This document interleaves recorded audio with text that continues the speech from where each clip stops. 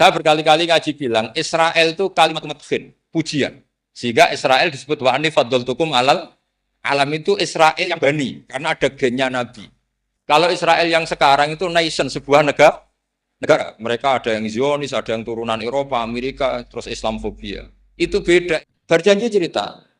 Al haditsus tiba, yang ini tiba. Al haditsus tsani an Yasabin atau an Kabil Akbar.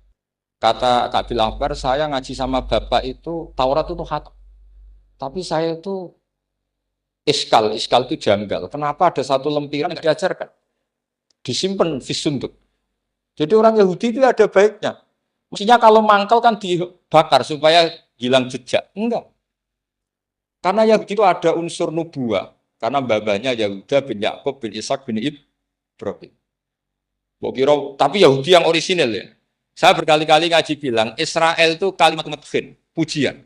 Sehingga Israel disebut wa anni faddaltukum alal alam, itu Israel yang bani karena ada gennya Nabi. Kalau Israel yang sekarang itu nation, sebuah negara. Mereka ada yang Zionis, ada yang turunan Eropa, Amerika, terus Islamofobia. Itu beda Israel yang negara dengan Israel yang bani. Kalau yang bani itu ada unsur gen para apa? Nabi, sehingga ya bani Israel. Tapi kalau Israel sekarang nama sebuah negara. Sehingga ketika Allah bilang ya Bani Israel itu khitabnya pada penduduk Medina. Kenapa? Karena penduduk Medina zaman itu banyak yang keturunan Nabi Ibrahim alaihis salam. Jadi Israel di Quran itu bukan nama sebuah negara, nama sebuah turunan. Sehingga disebut ya Bani Israel, he anak turune Israel. Kita tahu Israel nama lain daripada Nabi Yakub. Yakub bin Ishak bin Ibrahim. Ya karena memang saya nekuni ilmu. Kalau tadi yang Banjari kan nekuni suara. Jadi suaranya bagus. Itu kalau nggak ditopang al-jamalul aqli, logikanya juga bagus. Itu bahaya, nanti orang mau nyanyi tok. Nah ini tak bantu. Tadi ada al-jamalus sauti, kebaikan secara suara. Ini tak bantu al-jamalul aqli, kebaikan secara ya mestinya kan al-jamalul aqli, karena al-jamalus sauti itu penyanyi dangdut bisa. Semua penyanyi bisa kalau suara bagus ya. Tapi kalau maknani tiba itu kalau tidak orang alim tidak bisa. Wis tuku terjemahannya tetap paham, bakat itu. Saya teruskan. Falam mama tabi, orang Yahudi itu unik. Wong dia benci kok naskah itu tetap disimpan. Terus kata Kabil Akbar, falam mama tabi fatah tu, ketika bapak saya meninggal, kotak ini tak buka. Faidan fihi nabiyun yakhruju akhir zaman, di situ ada keterangan bahkan akan ada nabi yang keluar akhirat mauliduhu di Mekah wa hijratuhu bil Madinah wa sultanuhu bisyam. Kerajaannya itu di Syam. Bareng Kabil Akbar ini sebetulnya menangi Rasulullah SAW. Tapi dia nggak mau iman. Karena nabi itu nggak lengkap menurut dia. Ini Muhammad sudah benar lahirnya di Mekah, wafatnya di Madinah, tapi masih kurang satu, wa sultanuhu bisyam. Zaman itu Syria, Lebanon, Palestina masih di bawah pasukan salib, pasukan Nazaret. Sehingga dia mikir, katanya kerajaan Islam ada di Syam, ini kok Muhammad nggak jadi raja di Syam. Sehingga dia menunda imannya, yuakhiru Islam. Bareng era Sayyidina Umar, beliau bisa menaklukkan Baitul Maqdis. Terus dia iman. Makanya imannya Kabil Akbar itu era Sayyidina Umar, karena sudah masuk definisi ketiga wasultanuhu Syam, kerajaannya Nabi ada di iman. Sekali iman langsung pinter deh. Wong sedurunge baca kitab Samawi banyak. Sehingga Sayyidina Umar kalau mau tanya Samawi ya tanya Kabil. Karena beliau itu Nabi sudah benar maulidu bi Makkah, wa hijratu bil Madinah, wa sultanuhu Syam. Rasulullah ketika wafat atau intaqala ila rafiqil ala itu belum menangi Islam naklukkan mana Palestina. Tapi Nabi itu kasef. Nabi itu nak kasef itu ya lucu. Makanya kalau ada kiai lucu itu ya anggapnya niru Nabi. Itu lucu. Ada sahabat itu gak pati ganteng, pendek gak pati ganteng, namanya Surakoh. Itu digojol sama Nabi. Surakoh, bagaimana kalau kamu suatu saat itu pakai tas itu apa? Mahkotanya Raja Syam, Raja Kaisar. Ya Surakoh ya dianggap Nabi Gujan gitu aja. Nabi Gujan naik. Singkat cerita, suatu saat Umar itu mengalahkan kerajaan itu. Kaisar itu dikalahkan Umar. Saking takutnya lari, mahkotanya itu jatuh. Jatuh disaksikan Suraka. Terus ingat, dulu-dulu Nabi pernah ngendikan itu disuruh pakai saya. Akhirnya sama Suraka dipakai.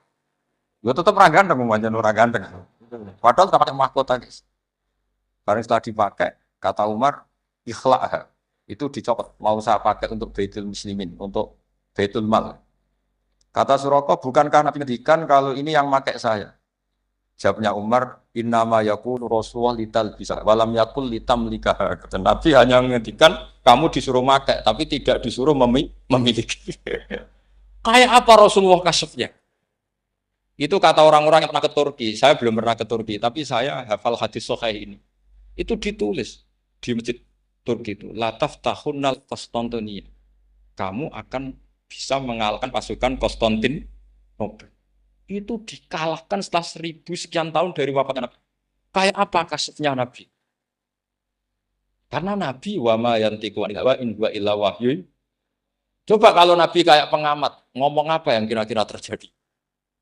Wah itu kan mesti keliru semua karena berdasar akal. Tapi kalau Nabi berdasar kasuf. Kasuf itu satu kenyataan yang dipertontonkan Allah Subhanahu wa taala. Terus kedua, alamat Nabi itu pakai sandi. Sandi itu sesuatu yang enggak jelas tapi menjadi jelas bagi ahlinya. Saya ulang lagi, sandi itu kayak sandi di militer itu. Atau sandi di KPK itu ada sandinya. Sandi itu ya kata sandi. Saya pernah ceritani Pak Busro Mukoddas ketika ketua KPK itu lucu.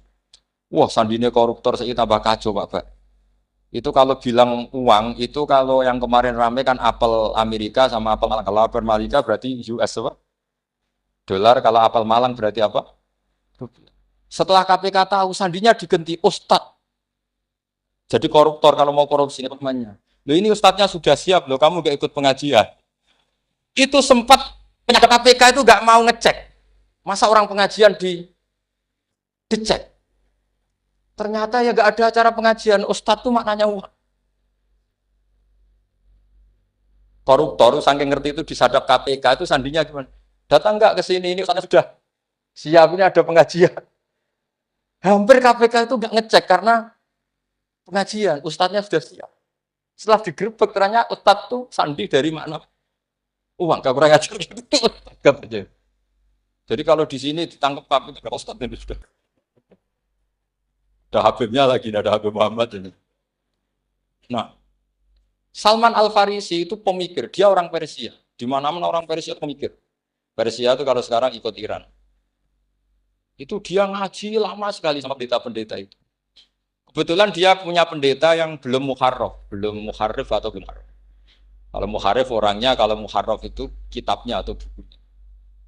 Setiap dia ngaji sama pendeta dikasih tahu, terus kecewa beberapa kali, hasil ketemu pendeta yang benar, sudah kamu tidak usah ngaji sama saya, kamu datang saja ke Yasrib, ke Madinah sana, ke Yasrib.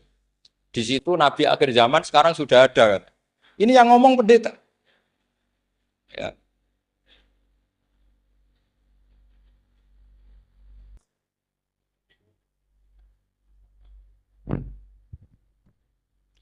Ya terus sandinya itu 3. Itu aneh semua sandi. Sandinya pertama layak balus sodako.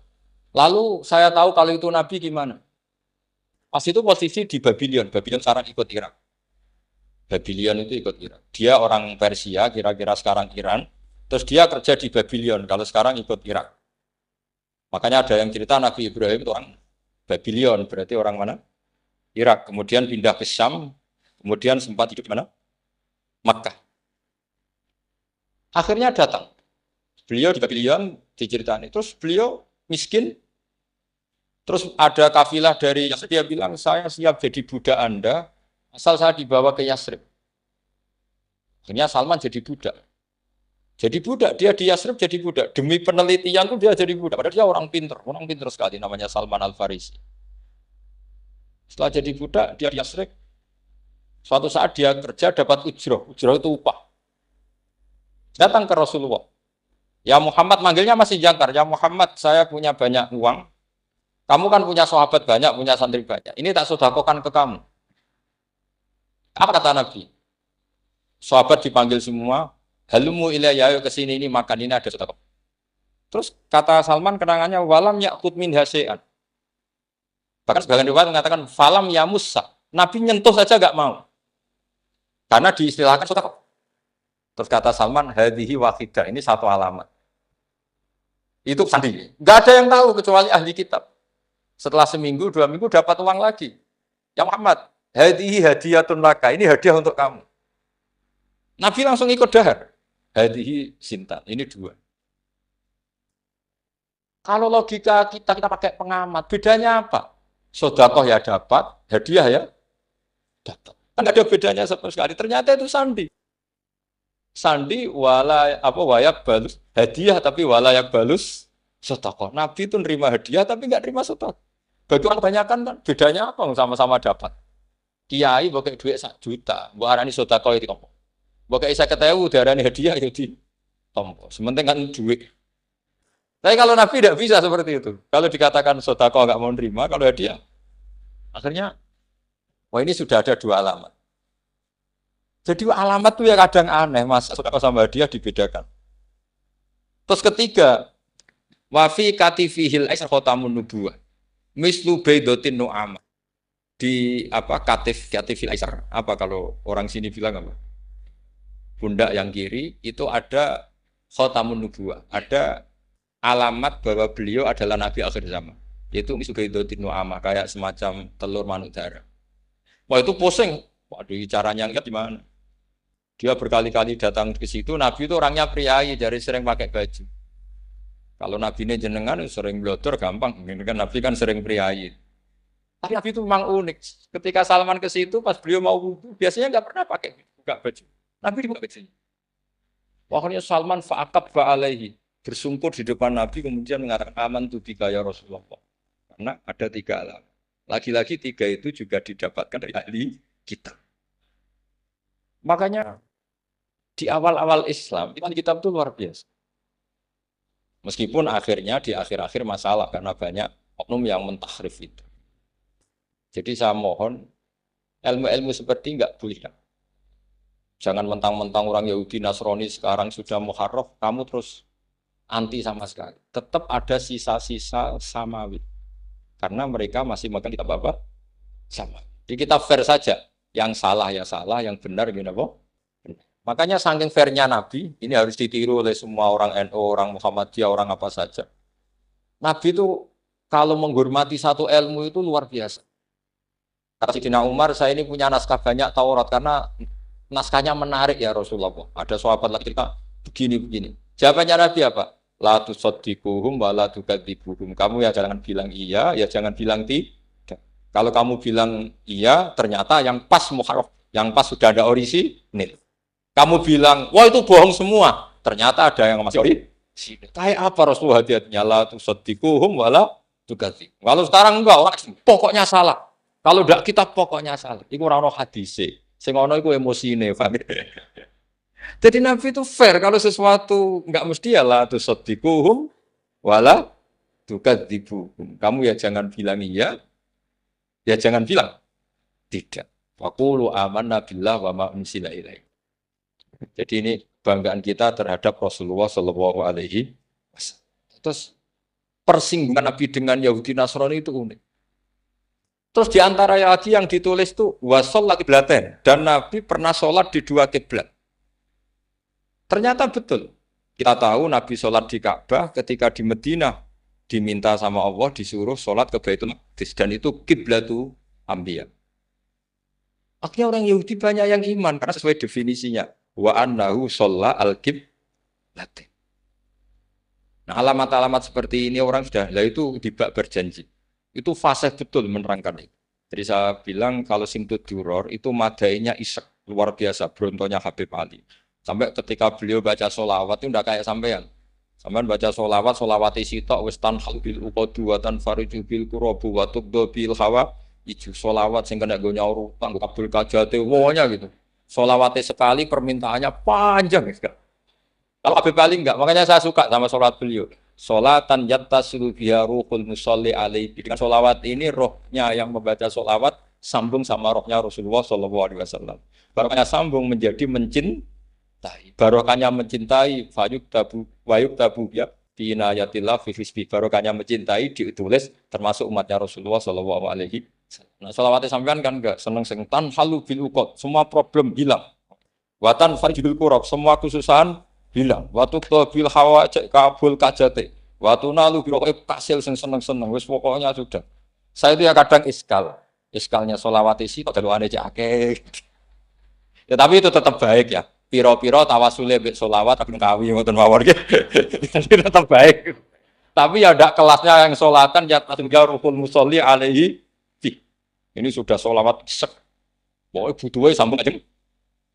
Nah, sampean butuhnya kabul. Gak jadi, ya tidak apa-apa lah. Kira-kira tawasul lebih sholawat, orang lebih gunung. Kawin, assalamualaikum warahmatullahi wabarakatuh.